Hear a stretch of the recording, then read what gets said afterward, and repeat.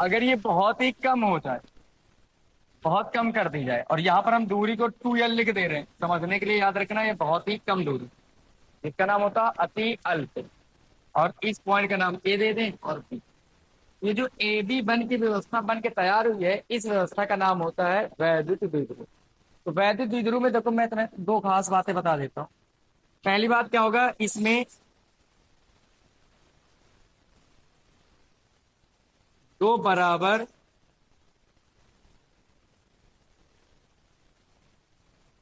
परंतु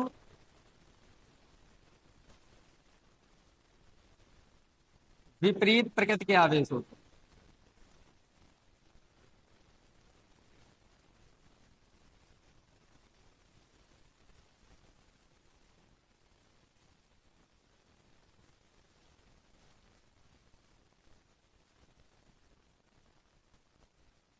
दूसरी बात क्या है,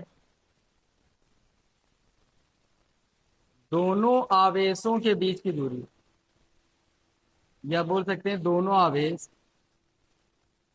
एक दूसरे से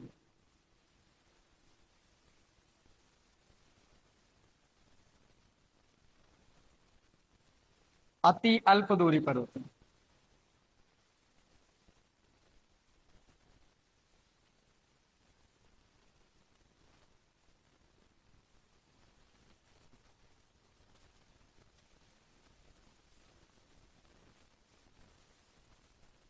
ये बातें समझ लो। वैद्युत द्विध्रुव क्या होता है, तो इसमें क्या होंगे, इसमें दो बराबर परंतु विपरीत प्रकृति के आवेश होंगे।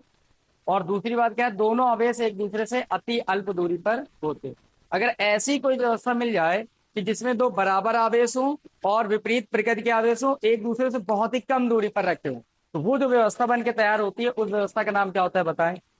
वैद्युत द्विध्रुव। सब लोग समझ गए वैद्युत द्विध्रुव क्या होता है? जिसमें ये दो कंडीशन पाई जाती हैं, उस व्यवस्था का नाम होता है वैद्युत द्विध्रुव। व्यवस्था को ही निकाय शब्द कहते हैं। अगर इसकी डेफिनेशन बनाना चाहते हो तो हम क्या बनाएंगे? वैद्युत द्विध्रुव एक ऐसा निकाय होता है जिसमें दो बराबर परंतु विपरीत प्रकृति के आवेश एक दूसरे से अति अल्प दूरी पर रखे होते हैं। समझ आई? वैद्युत द्विध्रुव एक ऐसा निकाय होता है जिसमें दो बराबर परंतु विपरीत प्रकृति के आवेश एक दूसरे से अति अल्प दूरी पर रखे होते हैं। इस व्यवस्था का ही नाम क्या होता है बताएं? वैद्युत द्विध्रुव। क्या ये सबको क्लियर होगा? ठीक है, तो इसके बाद अब मैं वैद्युत द्विध्रुव आघूर्ण के बारे में बता रहा हूं।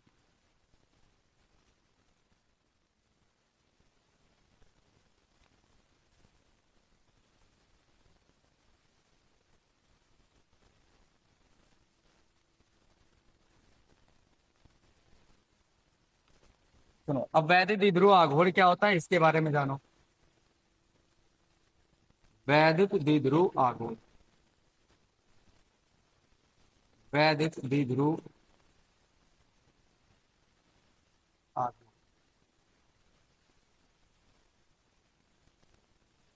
ये जो अपने पास में वैद्युत द्विध्रुव नजर आ रहा है, इसका अगर हम कोई एक आवेश ले ले, कोई एक आवेश का मतलब क्या होगा, अगर ये लेना चाहते हो या ये लेना चाहते हो, परिमाण केवल लेना है, ठीक है, वो प्रकृति नहीं, तो चाहे इसका क्यू ले या फिर उसका क्यू ले, सेम ही तो है।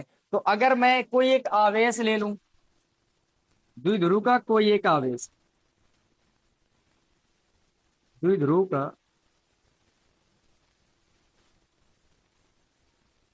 कोई एक आवेश,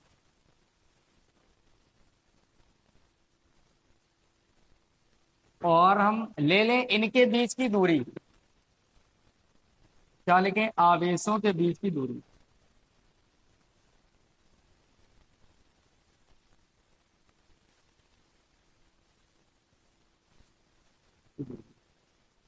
देखो, अगर मुझे क्या करना है, अगर ये जो वैद्युत द्विध्रुव है, इसका कोई एक आवेशों के बीच की हम क्या ले लें? दूरी, और इनका कर दीजिए गुणनफल।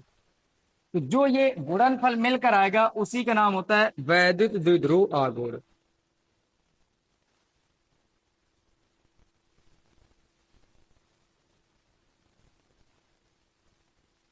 ये है वैद्युत द्विध्रुव आघूर्ण। मतलब क्या समझे आप? वैद्युत द्विध्रुव आघूर्ण क्या होता है?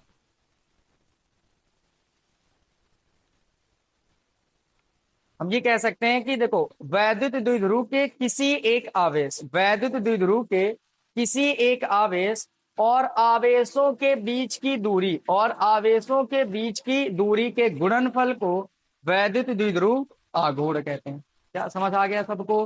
तो वैद्युत द्विध्रुव आघूर्ण क्या होगा कि अगर कोई वैद्युत द्विध्रुव है तो उसका कोई एक आवेश लेना है और दोनों आवेशों के बीच की जो दूरी है वो लेनी है और उनका क्या कर देना है, गुणनफल। जैसे ही गुणनफल करेंगे तो जो चीज बन के आएगी वो क्या बन के आएगा, वैद्युत द्विध्रुव आघूर्ण।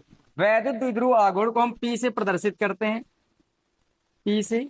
और पी बराबर फॉर्मूला होता है, ये द्विध्रुव आघूर्ण, ये द्विध्रुव कोई एक आवेश लेना है मतलब क्यू, और गुणे में क्या लेना है, आवेशों के बीच की दूरी कितनी है, 2l। अगर इन दोनों को मिला दो तो क्या बन के आएगा, P बराबर 2l/Q। ये है फॉर्मूला।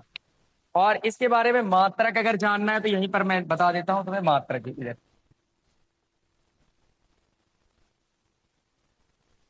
इसका मात्रक क्या बनेगा बता, इसका मात्रक कूलाम, इसका मात्रक मीटर। आवेश का कूलाम, दूरी का मीटर, तो क्या बनेगा, कूलाम मीटर, कूलाम मीटर। फिर अगर बात करें इसकी वीमा की,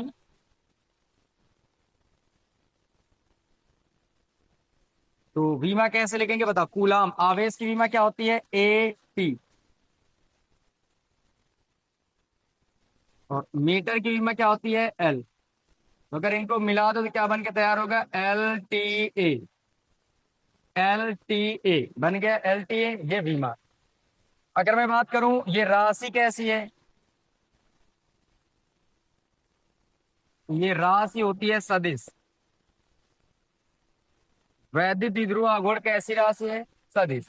अगर बात करें द्विध्रुव आघूर्ण की दिशा निकालना है तो -Q से +Q की ओर होती है इसकी दिशा।